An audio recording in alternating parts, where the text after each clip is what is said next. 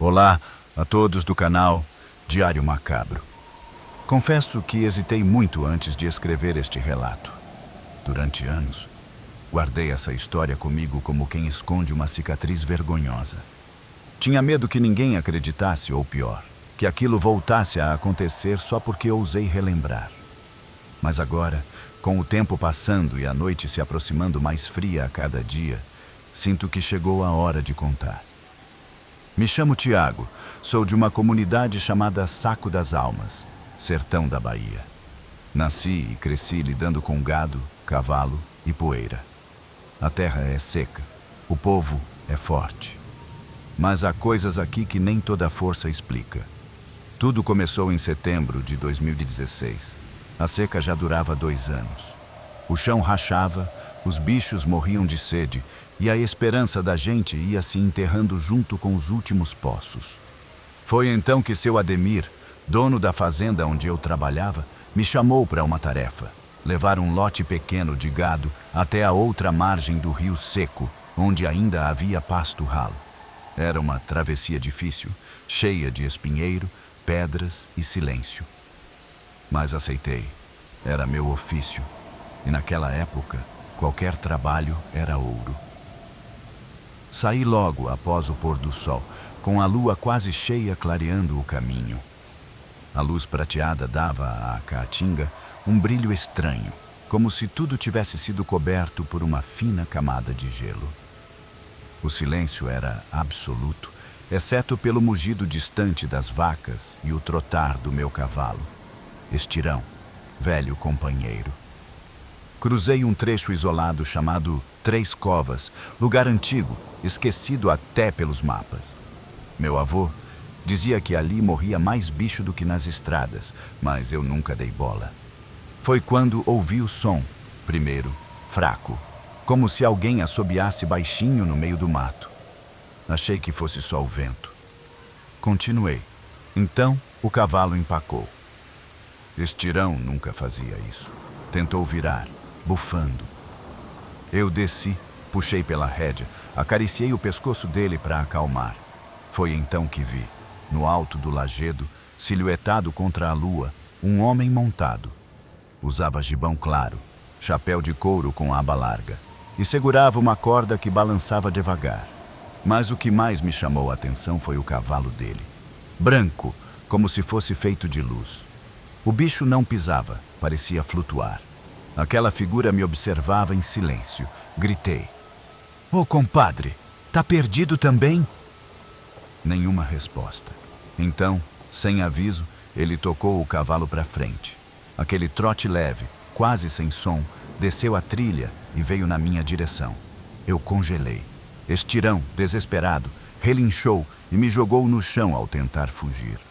Me levantei tonto. Vi quando o vaqueiro passou a poucos metros de mim. E foi aí que entendi. Ele não fazia sombra. Mesmo sob a luz da lua cheia, nada no chão acompanhava seus movimentos. Nenhum ruído das esporas, nem o som do cavalo. Quando tentei gritar, a garganta secou. Ele não olhava para mim, mas eu sentia. Sentia que sabia exatamente quem eu era. Depois que passou, sumiu por entre os mandacarus, como se evaporasse. Só então percebi que meu cavalo tinha fugido e as vacas também. Fiquei ali, sozinho, tremendo, ouvindo apenas o bater do meu coração. Caminhei por horas até encontrar rastros do gado. Consegui reunir alguns. Já era madrugada quando cheguei à outra margem. Pensei que aquilo fosse delírio da fome ou do calor. Mas foi só o começo. Nas noites seguintes, sempre que havia lua cheia, via aquela silhueta ao longe, parada, observando, cada vez mais perto. Às vezes, sentia o cheiro de couro queimado no vento. Outras, ouvia o tropel de um cavalo vindo por trás, e quando virava, não havia nada. Comecei a sonhar com ele. No sonho, eu estava cavalgando sem parar, cercado por névoa, e o vaqueiro vinha atrás de mim, sem rosto, com a corda na mão. E ao fundo, vozes. Vozes que pareciam vir da terra, chamando meu nome. Contei ao padre da vila. Ele me olhou sério e disse: "Você viu o vaqueiro de luar, meu filho?" e ele não aparece por acaso. Tentei ignorar. Me afastei do gado, da estrada. Fiquei semanas sem sair à noite. Mas adiantou? Não. Ontem à noite, enquanto trancava o galpão, vi marcas de casco ao redor da minha casa. Marcas de um cavalo que não devia estar ali. E agora, enquanto escrevo este relato aqui na rede, com a janela aberta para o terreiro, acabei de ouvir um tropel, 3 batidas secas, como se alguém tivesse descido do cavalo, e o som da porta do galpão abrindo sozinha. Acordei com a luz da manhã atravessando a palha do telhado, mas nem lembrava de ter dormido. Na memória, só fragmentos. O som da porta rangendo, o tropel se afastando no escuro, o suor escorrendo pelas costas mesmo com o vento frio da madrugada. Fiquei sentado na rede por uns bons minutos, sem coragem de olhar para fora. E quando finalmente fui ao galpão, encontrei a porta aberta de verdade. Sem tranca, sem vento forte que explicasse. E no chão batido, ali na entrada, 3 marcas de ferradura em círculo, como se um cavalo tivesse girado sobre si antes de sumir. Não comentei com ninguém. No sertão, coisa que a gente não entende, a gente não cutuca. Passei o dia em silêncio, cuidando das vacas, evitando as sombras. Mas quando a noite caiu e a lua apareceu cheia outra vez, a angústia voltou a subir feito febre. Não comi, nem acendi lamparina. Só fiquei sentado na varanda, olhando para o terreiro vazio e ouvindo o som do mato. E então ele apareceu.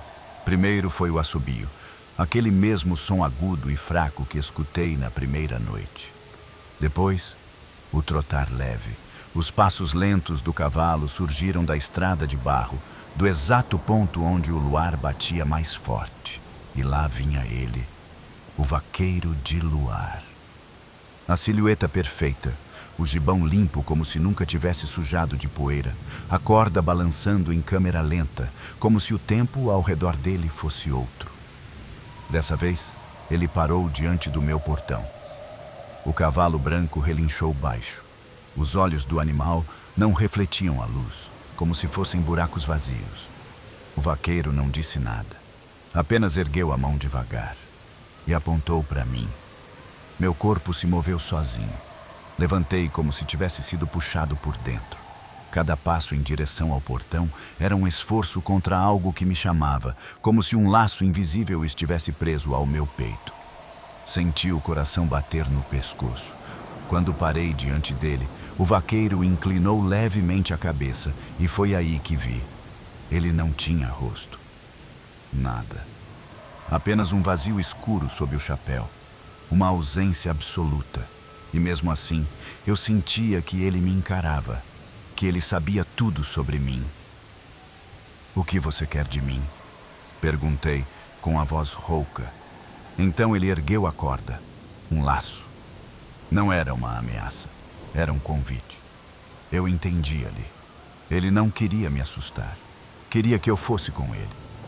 Meus pés vacilaram, quase topei. Mas o grito de uma criança me despertou. Era meu sobrinho, Diguinho, que dormia dentro de casa. Corri para dentro, quebrando o encanto. Quando olhei pela janela, o vaqueiro já havia sumido, como sempre. Na manhã seguinte, fui até a casa de Dona Elvira, a mais velha da vila. Ela me ouviu calada, sem piscar. Depois, tirou um crucifixo antigo da parede e me entregou. "Você cruzou com ele?"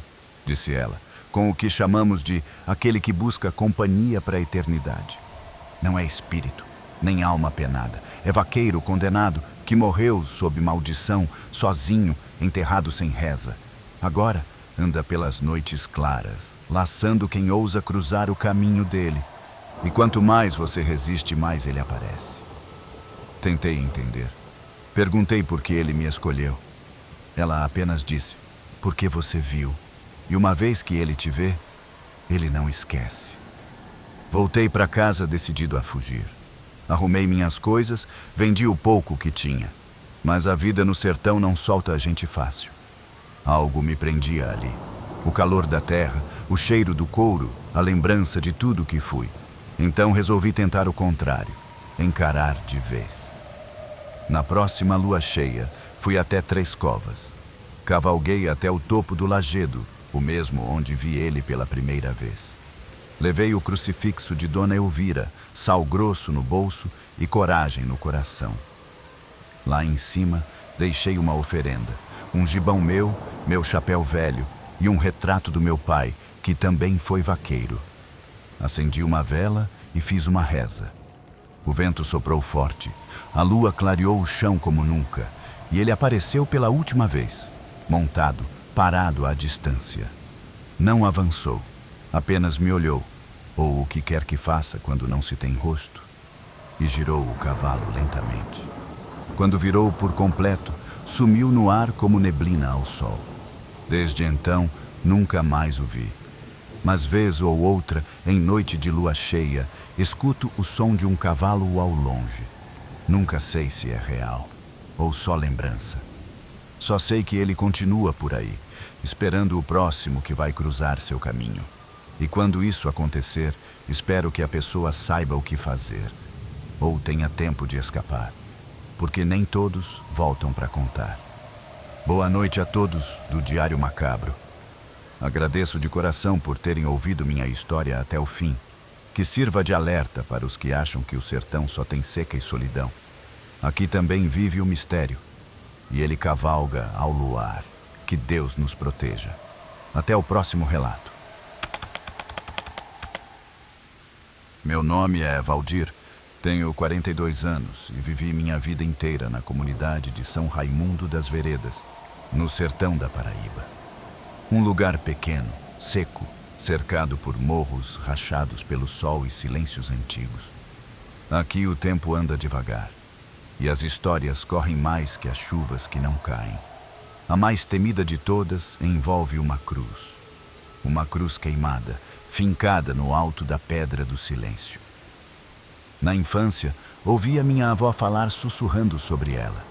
Diziam que foi um padre estranho, de batina preta e olhos fundos, que chegou aqui num jumento cansado, lá pelos anos 70. Chamava-se Padre Honório. Ele não rezava missa, não aceitava confissões. Só falava de fogo, castigo e purificação. Um dia, subiu a Pedra do Silêncio sozinho e fincou uma cruz feita de um tronco queimada pela metade. No dia seguinte, sumiu. Nunca mais foi visto. Desde então, ninguém mais subiu ali.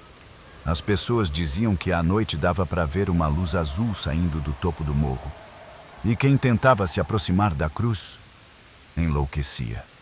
Teve um rapaz, o Zeca da Zefa, que foi desafiado pelos amigos a ir lá. Subiu rindo, desceu quieto.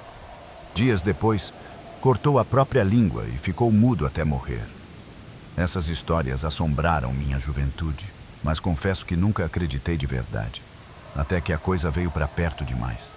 Foi no último verão. A seca estava mais violenta que o normal.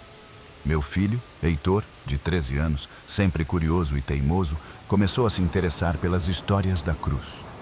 Tentei impedir, falei para ele não se meter com coisa que não entende. Mas ele é como eu era, cabeça dura.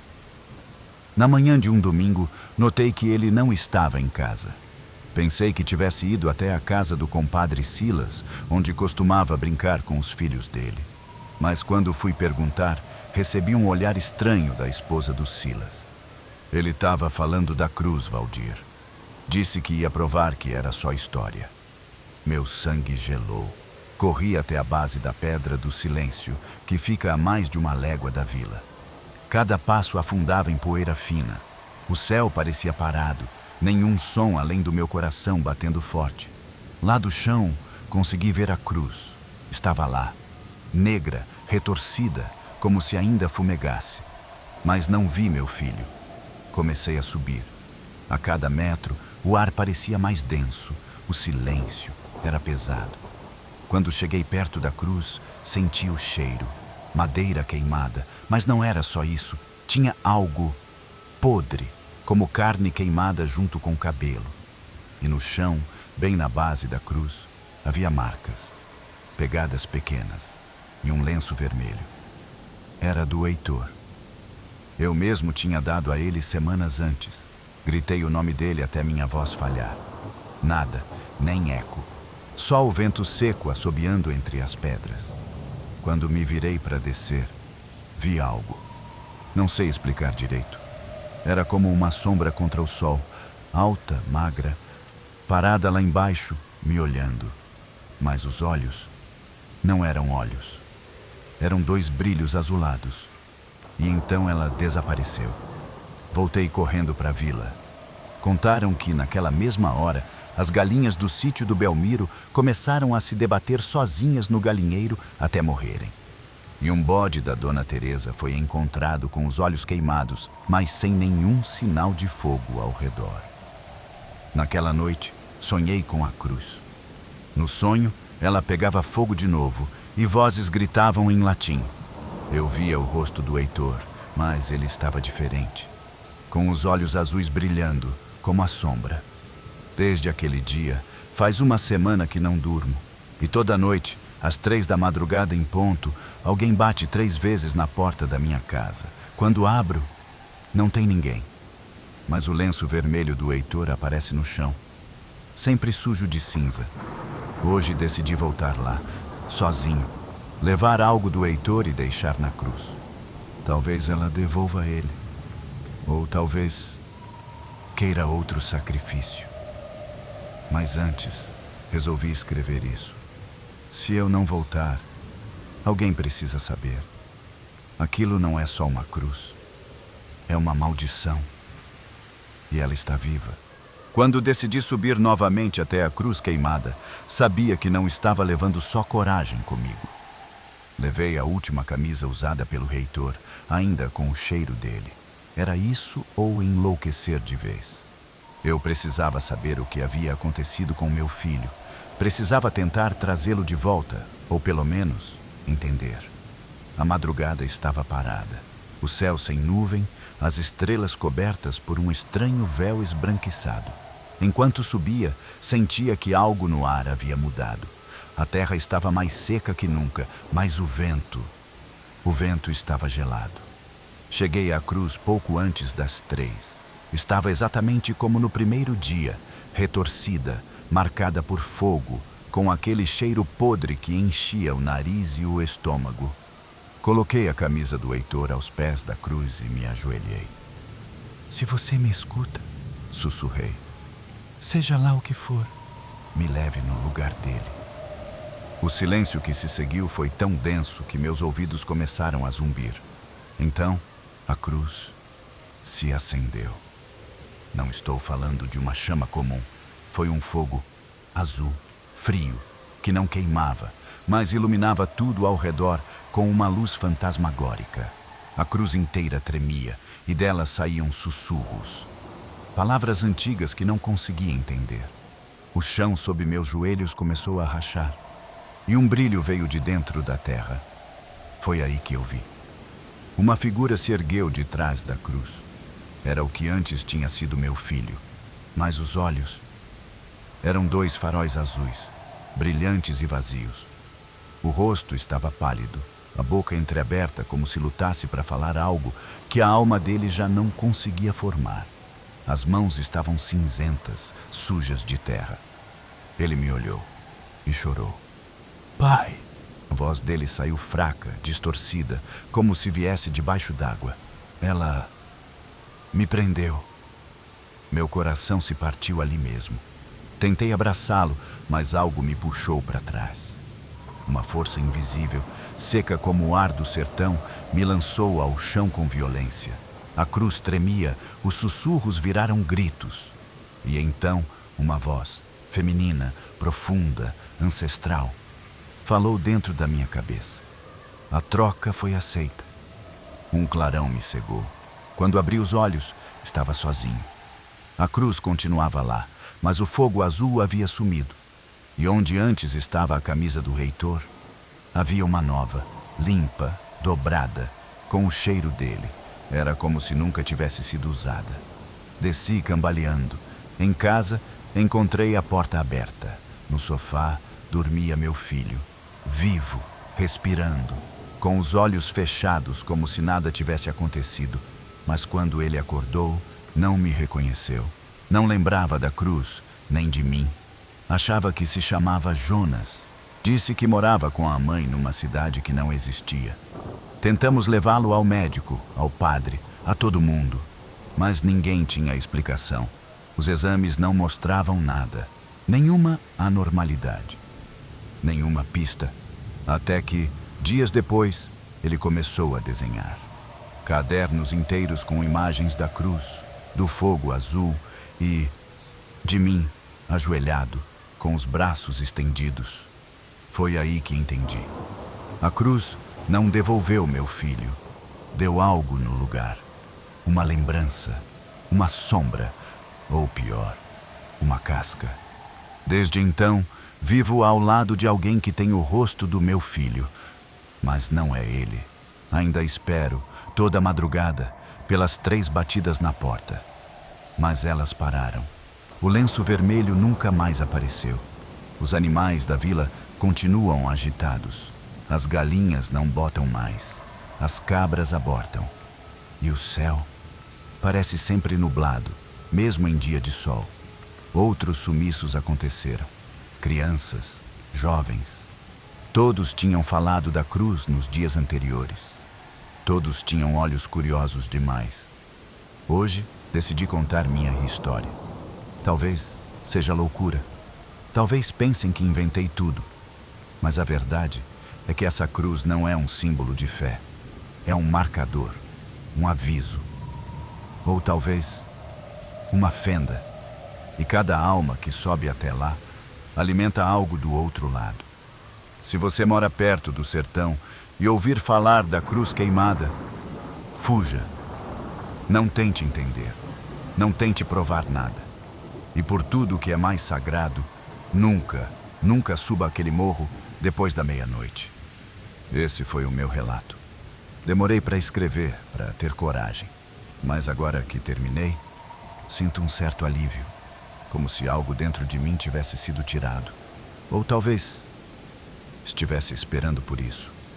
Obrigado por ter escutado. Me chamo Ivan, tenho 32 anos e cresci no sertão da Bahia, numa vila esquecida chamada Cacimbas do Félix, onde o tempo parece ter parado e o sol castiga mais do que perdoa. Quem nasce lá ou morre velho ou morre cedo. Não tem meio termo. Minha mãe me criou sozinha, lavando roupa para os outros e contando histórias que eu achava serem só isso, histórias. Mas uma em especial nunca saiu da minha cabeça, a da casa de pedra. Era uma construção diferente de tudo que existe por aquelas bandas. Feita com pedras negras, lisas e empilhadas de forma que ninguém entendia como se sustentavam. As paredes não tinham cimento nem rejunte, e mesmo assim resistiam ao tempo e às tempestades de areia que derrubavam até cercas de aroeira. Fica num descampado, entre 2 serras, onde o calor sobe do chão como se o inferno estivesse logo ali por baixo. Diziam que a casa foi levantada por um homem mudo, que chegou à vila vindo sei lá de onde, sem animal, sem carro, sem bagagem. Ficou ali por meses, empilhando pedra por pedra, sozinho. Depois, sumiu. E desde então, a casa ficou de pé, intocada. Ninguém mora lá, ninguém limpa, ninguém visita. Mas ela continua inteira. E o pior, dizem que à noite as pedras brilham. Não de forma bonita, não como luzes. Brilham como se estivessem incandescentes, como se queimassem por dentro. Durante a infância, minha mãe me proibiu de chegar perto dali. Mas claro, menino curioso faz o quê? Vai. Fui com uns amigos, aos 11 anos, em uma dessas tardes em que o sol parecia mais suportável. Quando chegamos perto, não ouvimos passarinhos, nem vento, nem o som dos nossos próprios passos. Tudo era seco, morto e estranho. As pedras da casa estavam frias ao toque, mas pareciam vibrar, como se houvesse algo dentro delas. Lembro que um dos meus amigos, Tônio, encostou a orelha na parede e disse que tinha ouvido uma mulher cantando, mas como se fosse debaixo d'água. Saímos correndo. Nunca mais voltei lá. Até agora. Aos 32, de volta à vila depois de anos morando fora, me vi envolvido novamente com aquela história. Fui visitar minha mãe, que agora já está velha e com os pensamentos embaralhados. Uma noite, entre uma reza e outra, ela me agarrou pelo braço com força e disse: "Não deixa que as pedras te escutem, Ivan. Elas lembram." Aquilo ficou martelando na minha cabeça. No dia seguinte, encontrei Joel, meu amigo de infância, o único que ainda mora ali. Bebemos umas cachaças no bar do Zé Dito e eu, meio por bravata, meio por saudade, disse que ia voltar na casa. Ele arregalou os olhos e disse que ninguém mais tinha coragem.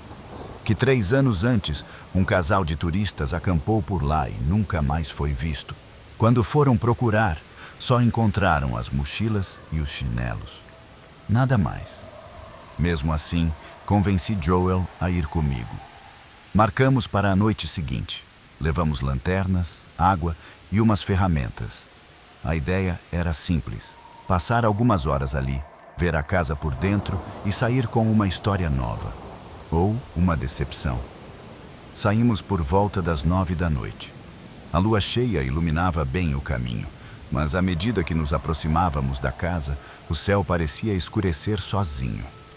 As lanternas começaram a falhar, primeiro piscando, depois apagando completamente. Achei que era pilha fraca, mas eram novas. Joel começou a dizer que estava ouvindo passos atrás da gente. Eu não ouvia nada, até que ouvi. Era como se alguém deslizasse os pés pela areia, mas com ritmo, como se dançasse. Paramos. Silêncio. E então ouvimos uma voz. Uma mulher, cantando baixo. A mesma voz que Tonho jurava ter ouvido quando éramos crianças. Joel empalideceu, virou-se para mim e disse: "É a mesma cantiga. A mesma de quando a gente era moleque." Só que ele não esteve comigo naquele dia. Foi o Tonho. Isso me deu um calafrio. Como ele podia saber? Chegamos à casa. As pedras, sim, estavam brilhando, não com luz, mas com calor. Chegamos perto e o ar ao redor parecia tremular, como o ar quente em cima do asfalto. Tocá-las era impossível. Queimava. Dava para ouvir um som abafado vindo lá de dentro, algo como sussurros sendo engolidos pelas paredes.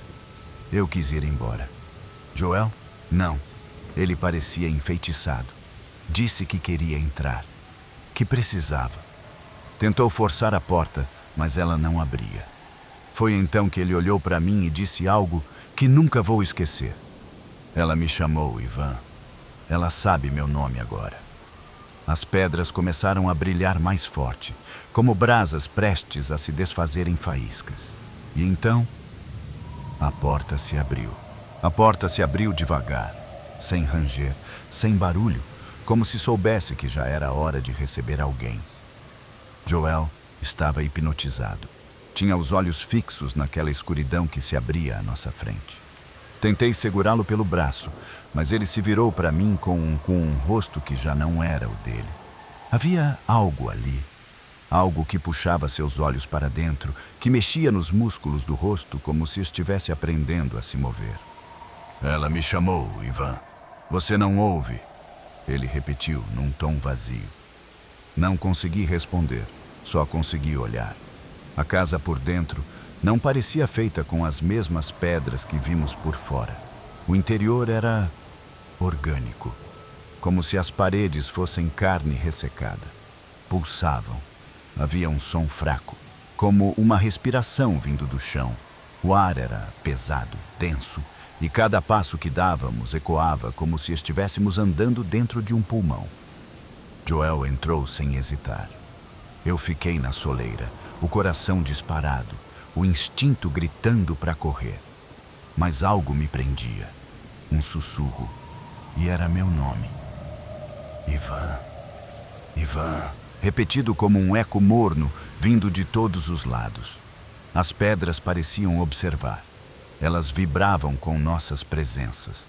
Joel avançava mais a cada segundo, tocando as paredes, murmurando como se estivesse em transe. Ele sorria, um sorriso torto, sem alegria. Um sorriso que não era dele. Foi então que vimos o altar. Sim, um altar. Ali no centro da casa, um círculo de pedra mais clara, quase branca, com marcas que pareciam gravadas à faca. E sobre ele havia algo embrulhado em panos antigos e molhados, como gaze esquecida em poço. Joel ajoelhou-se diante daquilo e começou a chorar. Ela me prometeu, dizia entre soluços. Eu tentei puxá-lo, tentei sacudi-lo, mas ele não reagia. Foi quando as paredes começaram a sangrar. Um líquido espesso, negro como piche, escorreu pelas juntas das pedras, e com ele, vozes. Muitas vozes. Cada pedra parecia conter uma. Choravam, gritavam, imploravam. Mas não havia palavras, só sofrimento.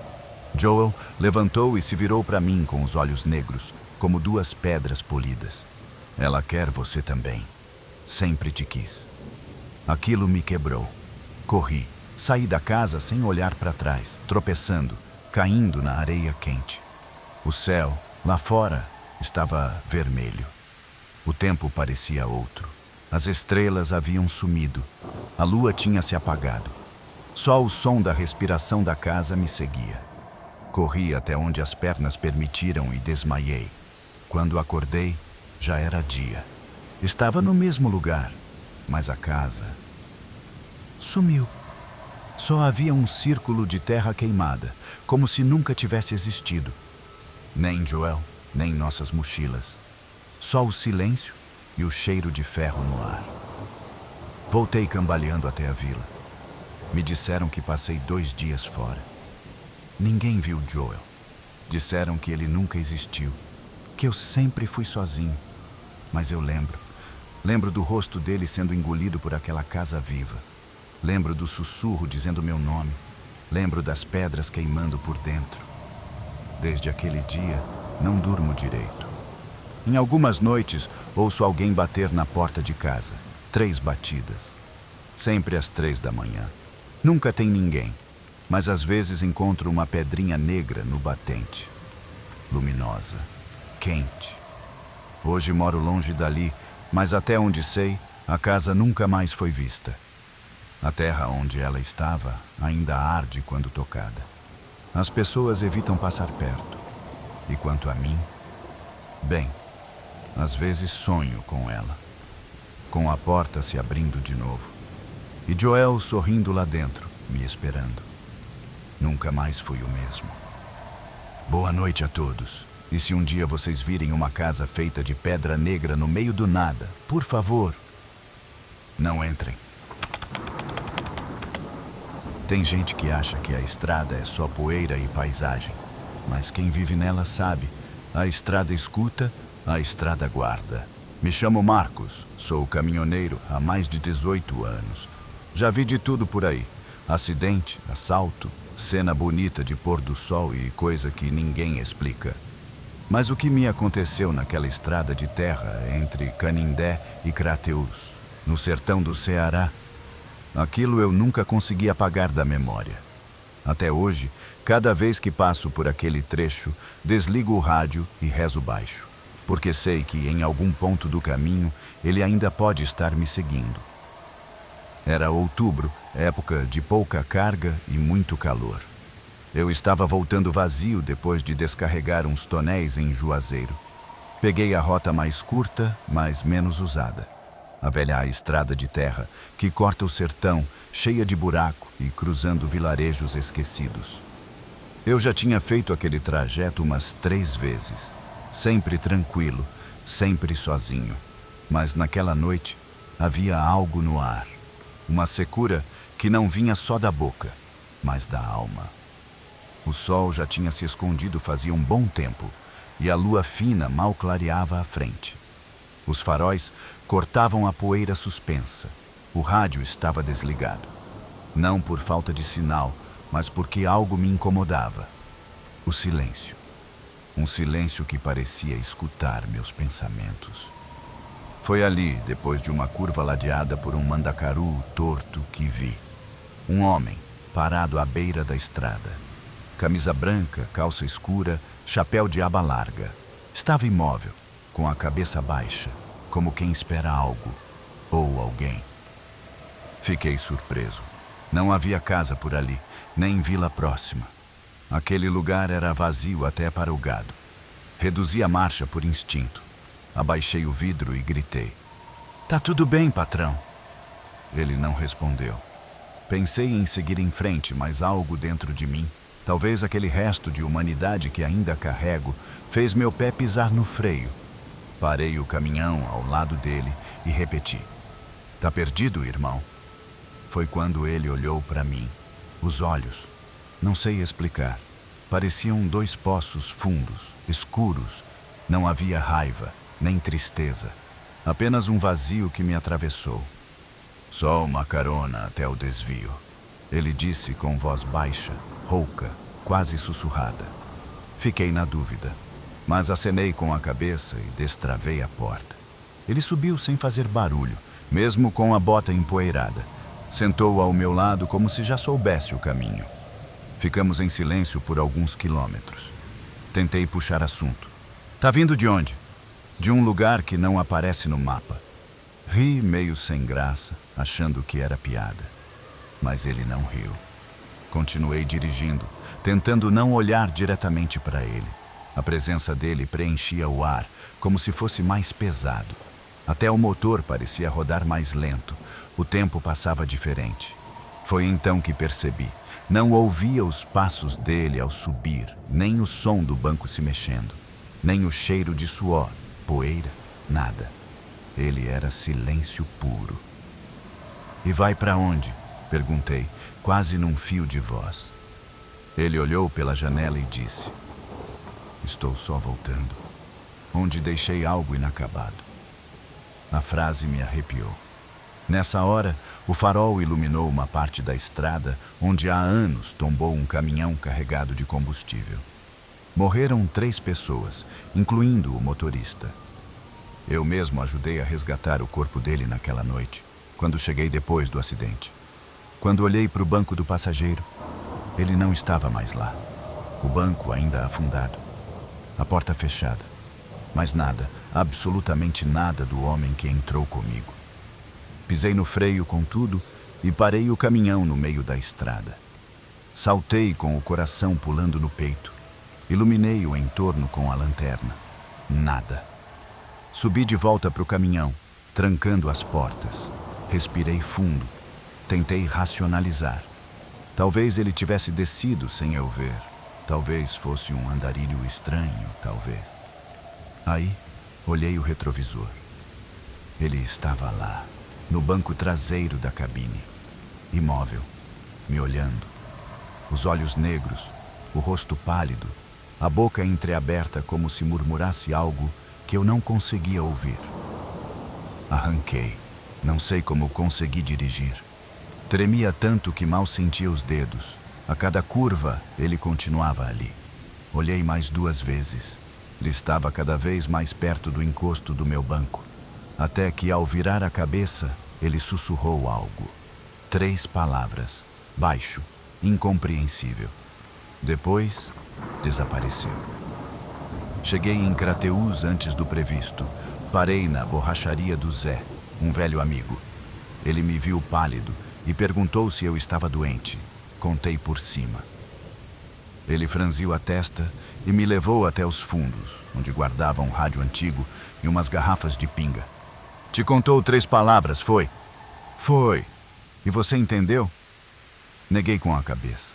Ele baixou os olhos e disse: "É melhor que não entenda. Agora, toda vez que passo por ali, evito olhar para o acostamento. E mantenho todos os espelhos virados para frente. Mas ontem à noite, mesmo com os espelhos cobertos, vi um vulto se mexer dentro da cabine. E tenho certeza de uma coisa: ele voltou." Fiquei 2 dias sem dirigir. Coisa rara para quem vive da estrada. Mas depois daquela noite, eu não conseguia nem entrar no caminhão. Toda vez que me aproximava da boleia, sentia um arrepio, como se alguém já estivesse lá dentro, esperando. Meu filho chegou a brincar que eu estava ficando velho, que meu tempo no trecho estava acabando. Mas não era cansaço. Era medo. Na terceira noite, sonhei com ele. Estávamos no mesmo trecho da estrada, só que tudo ao redor estava cinza, como se o mundo tivesse perdido a cor. Eu dirigia devagar, e ele estava ao meu lado. Mas dessa vez, o rosto dele estava mais claro. Jovem, mas com olhos que pareciam muito antigos. No sonho, ele olhou para mim e disse, com uma voz que não era mais sussurro: "Já chegou sua vez?" Acordei com a boca seca, o coração martelando no peito. Me levantei, tomei água, lavei o rosto, mas a sensação não passou. Na manhã seguinte, decidi enfrentar. Subi no caminhão. Nenhum sinal dele. Respirei fundo, liguei o motor. O ronco familiar me acalmou um pouco. Peguei uma rota diferente, mais longa, evitando o trecho de Canindé. Tudo parecia normal. Até que passei por um pequeno vilarejo e, parado na beira da estrada, vi outro caminhoneiro. Estava com o rosto suado, pálido, como se tivesse acabado de ver a morte. Parei para ajudar.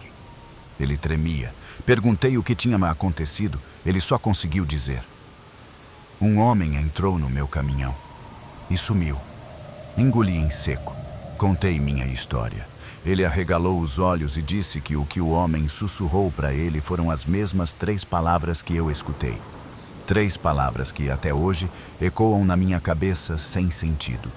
Ou talvez eu não queira entender o sentido. Comecei a desconfiar que aquele homem não era um fantasma como a gente imagina. Não aparecia para assustar, nem para amaldiçoar. Ele vinha procurar alguém, ou algo. Voltei para casa decidido a entender. Conversei com seu Agostinho, um velho que vive ali perto do trecho onde tudo começou. Ele contou que há muitos anos, um rapaz chamado Elias sofreu um acidente de caminhão naquele mesmo trecho. Era novo, tinha recém-casado. Dizem que, antes de morrer, foi visto tentando sair do caminhão em chamas. Gritava por socorro, mas ninguém chegou a tempo. A única coisa que restou do corpo dele foram as botas e um caderno chamuscado com 3 palavras escritas na última página. Seu Agostinho não lembrava das palavras. Disse que a viúva de Elias desapareceu pouco tempo depois. Nunca se soube se foi embora ou se sumiu como ele. Naquela noite, sentei sozinho no banco da praça e pensei muito no Elias, no homem do chapéu, nos outros caminhoneiros e em mim. Voltei a dirigir depois disso, aos poucos, evitando aquele caminho, claro, mas mesmo assim às vezes vejo ele, às vezes só no retrovisor, outras sentado ao meu lado por segundos, sem falar, sem pedir nada, só olhando. Com o tempo, percebi que ele aparece quando alguém carrega mais do que carga no baú. Quando carrega tristeza, culpa, solidão. A estrada, como eu disse antes, escuta. E parece que ele também. Hoje, encosto meu caminhão sempre que o vejo. Deixo a porta aberta. Não por coragem, mas por respeito. Porque aprendi uma coisa nesses anos. Nem todo morto quer vingança. Às vezes ele só quer ser lembrado. Não ouço mais as 3 palavras, mas sei que estão guardadas aqui, bem no fundo da mente. E talvez um dia eu esteja pronto para entender. Até lá, sigo a estrada, com os olhos sempre no retrovisor e o banco do lado, sempre vazio. Quero agradecer de coração a todos vocês do canal Diário Macabro por me ouvirem até aqui. Contar essa história foi um jeito de botar um pouco do peso para fora. Sei que parece loucura, mas acreditem. Tem coisas na estrada que não cabem nos faróis. Se algum dia você estiver dirigindo à noite e vir alguém parado à beira da estrada, pense 2 vezes antes de parar. Ou pare, mas escute o que ele tem a dizer. Às vezes o que assombra também está perdido. Boa noite, fiquem com Deus e até a próxima curva. Nem sei ao certo por que estou escrevendo isso agora. Talvez porque ontem, pela primeira vez em anos, ouvi de novo aquele canto. Meu nome é Eliezer, nascido e criado no sertão de Bodocô, Pernambuco. Sou neto de vaqueiro, filho de agricultor, e há mais de 2 décadas trabalho como agente de saúde percorrendo os sítios e povoados espalhados entre as serras e o mato seco. A vida aqui é dura, mas quem nasce nesse chão aprende a respeitar o tempo, os bichos e principalmente o silêncio da noite. Só que uma coisa eu aprendi ainda menino.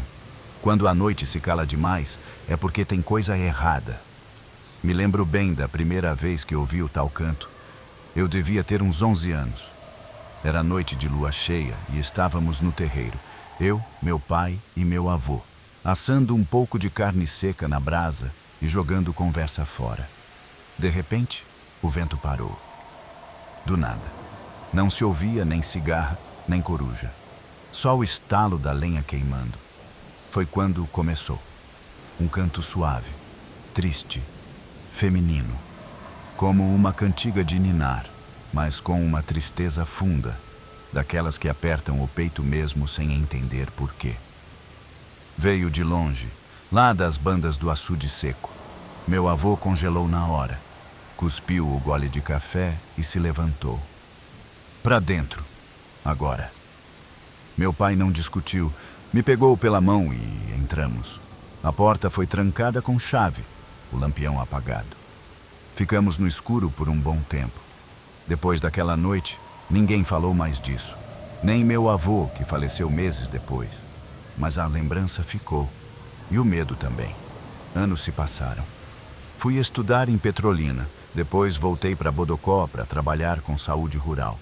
Em 2020, numa das visitas a uma casa no sítio São Joaquim, a mulher que me recebeu comentou baixinho: "O senhor ouviu falar do canto, né?" Fingi que não entendi. Ela insistiu. Disse que ele voltava a cada 7 anos. Sempre numa lua cheia. Sempre quando o calor é mais seco do que o normal. E que quem ouvia o canto podia ser escolhido. Mas foi só agora, semana passada, que tudo voltou com força.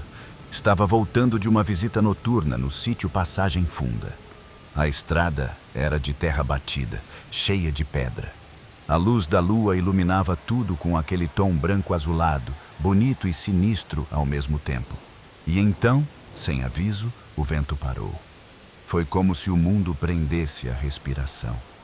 O som veio logo depois, igualzinho ao de antigamente. Uma melodia melancólica, soprada como brisa, mas que parecia entrar pelos ouvidos e apertar o coração. O canto me chamou pelo nome. Eliezer. Não era só uma música. Era uma voz. Uma mulher. Eu parei o motor da moto. Fiquei ali tentando entender se era imaginação, alguma lembrança da infância. Mas aí eu vi. No meio do caminho, uns 20 metros adiante, havia uma figura. Vestido branco, cabelo solto, os pés descalços. Flutuava levemente, como se estivesse dançando. A lua iluminava seu rosto, mas não havia rosto. Apenas escuridão, onde os olhos e a boca deveriam estar. Dei ré na moto com tanta força que quase caí. Quando olhei de novo, ela havia sumido. Hoje eu acordei antes do sol. O peito apertado, a garganta seca, como se eu já soubesse que não era um dia comum. Na parede do quarto, a frase escrita com terra havia sumido. Mas o cheiro de água parada ainda pairava no ar. O canto da noite passada ainda ressoava dentro da minha cabeça, como se tivesse sido entoado dentro do meu crânio. Eu precisava de respostas e sabia exatamente onde ir. Peguei minha moto e segui para o açude seco, aquele mesmo onde diziam que Maria do Carmo foi vista pela última vez, nos anos 30. O caminho era o mesmo de sempre: pedras, mandacarus retorcidos, o céu claro demais para ser reconfortante. Mas naquela manhã, havia algo diferente. O mundo parecia suspenso. Ao chegar, desci da moto. O chão estava rachado. O leito do açude exposto, feito uma ferida velha. No centro, como se esperasse por mim, havia um lenço branco dobrado, com uma pequena flor de mandacaru em cima. Quando toquei o tecido, O canto começou de novo, alto, direto, dentro de mim. Eliezer, devolve o que a água levou. Meus olhos se encheram d'água. Caí de joelhos. Comecei a ver coisas, lembranças que não eram minhas. 3 crianças brincando perto da barragem. Um barulho ensurdecedor. A lama engolindo tudo, gritos abafados e uma mulher, cantando em desespero enquanto via os filhos sumirem na água. Maria do Carmo. De repente, o chão começou a tremer levemente. Uma rachadura se abriu bem diante de mim, revelando uma escuridão úmida, e dela subiu ela. Sim, eu vi. O vestido branco agora estava encardido, colado ao corpo como se ainda molhado, o cabelo grudado no rosto. Mas agora, ela tinha rosto e dor nos olhos. Uma dor tão profunda que doía em mim só de olhar. Eles me prometeram, disse. Prometeram que trariam alguém em troca. Um coração vivo pelo silêncio eterno. Eu queria correr, mas não consegui. As pernas travaram.